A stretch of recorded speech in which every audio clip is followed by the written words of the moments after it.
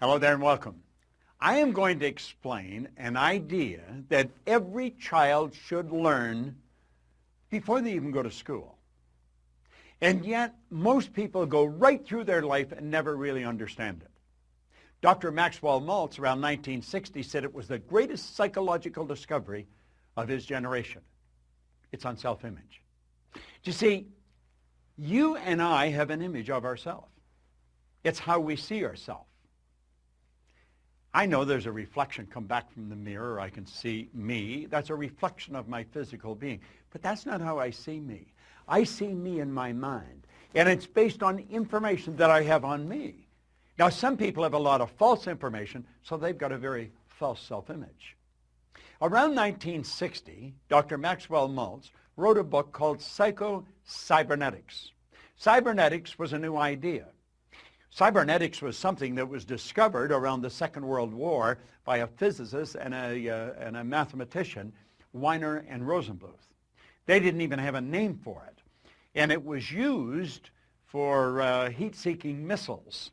And they pointed out that cybernetics is the science of control and communication in the animal and in some machines.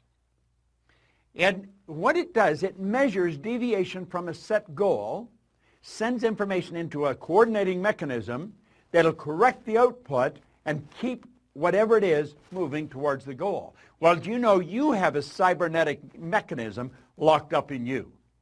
Now what I've just said may not make any sense to you at all, but before you finish watching this video, it's going to make a lot of sense. Now, if you've heard me speaking at any event or in any video or audio, you've heard me talking about paradigms. Paradigms are nothing but a multitude of ideas, a multitude of habits that are fixed in the treasury of our subconscious. Paradigms are partly genetic and partly environmental. In other words, the ideas are built right into the genes at birth. That's why we look so much like our relatives. So when we tie all these together, it makes a very interesting story. And I'm going to ask you to sit back, take notes if you want, but really pay attention. If you have kids in school, this is critical. If you're in sales, your sales will skyrocket. Relationships, just anything that you're going to do is dependent on how you see you. So let's think about it. Cybernetics and paradigms. Very, very interesting subject. Cybernetics and paradigms are both control systems that operate essentially on the same principle. Both maintain a definite course of action and will not deviate from the course that has been established. You must alter the paradigm to achieve the result that you desire. Now think about that for a moment. You'll see people stuck at a certain level. Go ask any sales manager to give you the names of their salespeople, and they can tell you what those salespeople are going to do next month and next year. Why? Because they're programmed. They just come in about the same, maybe up and down a little, but they come in about the same. How about athletes? Every coach will tell you exactly how they're going to play. There's patterns. They're called habitual patterns. Well, that's a paradigm. Now, this is a beautiful concept, so let's understand it. Cybernetics and paradigms, all right? There's a thermostat. Now, a thermostat in your home is a cybernetic instrument. Now, I live in Toronto, so a good part of the year it gets pretty cold there. Other parts of the year it gets pretty warm. But in the winter, you would have your thermostat set to control the room temperature at around 70 degrees. Now, you could be sitting there reading a book or something, and all of a sudden you feel a draft around your feet, and you're starting to feel a little cool, and you think, what's going on? So you go and look at the thermometer, and you notice that the temperature is not 70, it's dropped to 65 degrees. You start to investigate, you think, what's wrong? And you'll notice the front door's open. Now, it used to be, when I was a little boy, you'd go and check on the furnace, because maybe the furnace had gone out. And you'd have to shake all the ashes down and build another fire and get it going again. Not today. Today we've got cybernetic mechanisms hooked up to our heating system. You see, the thermostat measures the deviation from the set goal. What was the set goal? The set goal is 70. But the temperature is at 65. Things have changed. The thermostat sends a message to the furnace, and automatically the fire is turned on. The fan's turned on, and the temperature starts to rise. And it gets up to 66, 67, 68, 69, and it'll take it right back until it's back on course at 70 degrees. And then the fire and the fan are turned off. Now think of that. And it all happens automatically. That's a cybernetic mechanism. Interesting, isn't it? Do you know you've got a cybernetic mechanism in you? Let's look at it another way. Let's look up at the sky. Here's a big plane. Now, the automatic pilot on a commercial plane is a cybernetic instrument. That's exactly what it is. And you see, a flight pattern is programmed into the plane's computer system. When the plane goes off course, the cybernetic system measures the deviation from the said goal, and it corrects the flight pattern. The plane is brought back on course. It's correct. You know, a rocket going to the moon is off course 97% of the time. Let's take a look at it from a different perspective. There's a plane leaving Chicago, and it's flying to Paris. Now, when the plane leaves the vicinity, it's just getting off the ground. You see the wheels are still down. It's just getting up there. The automatic pilot is flipped on. The pilot could come back and have dinner with you. Now, they don't leave the cockpit, but they're not necessarily doing anything. It's all done automatically.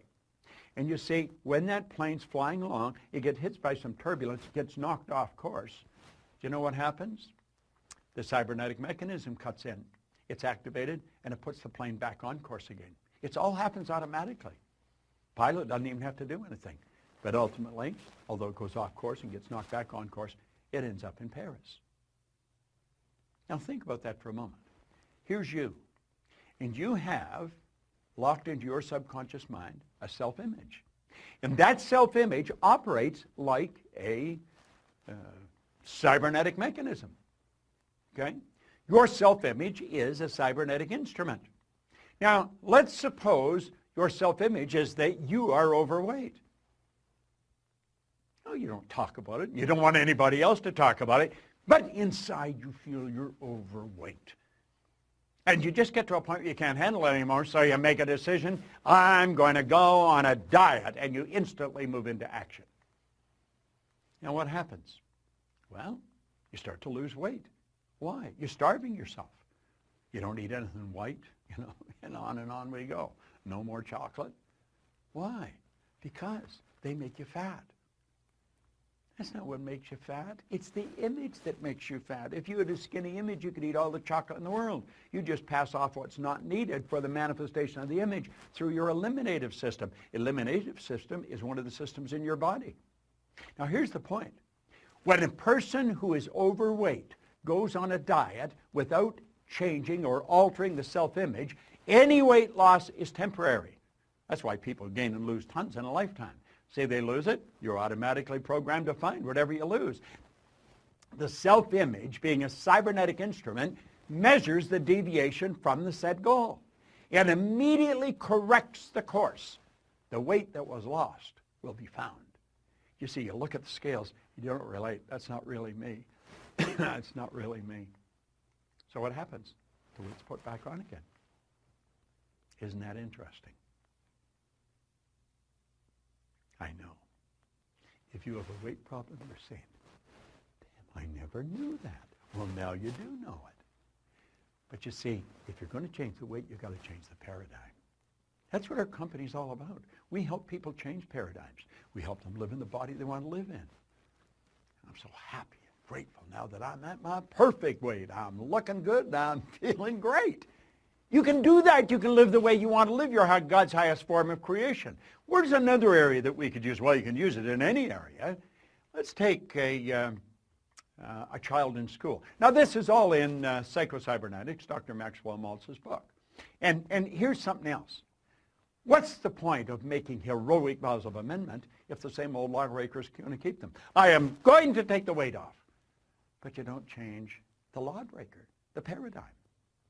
Emerson was right. Of what use to make heroic vows of amendment if the same old lawbreaker is going to keep them? Let's look at a student in school, all right? Now, there's the subconscious mind, okay?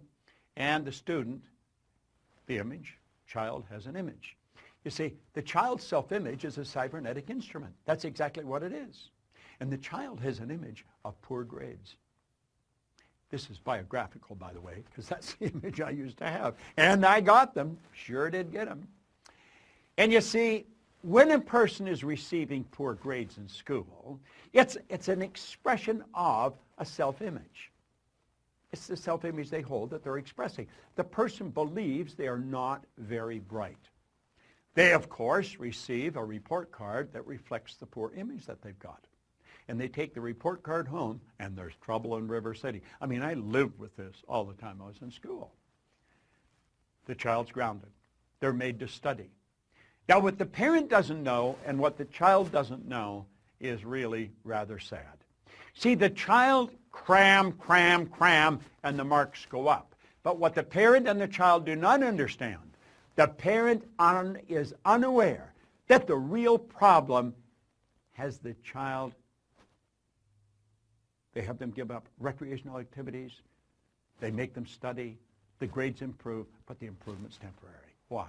The child has never changed the self-image. Parent doesn't even understand self-image in most cases, and certainly the child doesn't. And so what happens? Well, they got a good test. When the report card comes out, nothing's changed. Now, why would people live that way? They live that way because they don't know any different. And that is rather sad. See, we should learn to live the way we really want to live. We've got to understand this concept of self-image, of cybernetics, of paradigms. You know, Oscar Wilde said something really beautiful one time. He said, selfishness is not living as one wishes to live. Selfishness is asking others to live as one wishes to live. You've got to develop the courage. You've got to develop the awareness, the wisdom to live the way you really want to live. Life is very short, and it's over very fast. And you can have, do, or be anything you want. You're God's highest form of creation. If you really want to check in to programs that will change the course of your life forever, understand this. Myself and my associates in our company spend all their time studying this. I have personally been studying it for over 50 years. We have some of the best programs in the world. Some of them run for a week, some run for a year, some run for an hour every day. But I'll tell you this, they'll have you running in the direction that you want to go for the rest of your life. Leave us your information. Let us talk to you. And absolutely refuse to spend another day living the way someone else wants you to live, so that they're going to be happy with you. See, most people live the way they think other people think they should live. At the very best, that's got to be a bad trip. This is your life. Make it a phenomenal experience. This is Bob Proctor.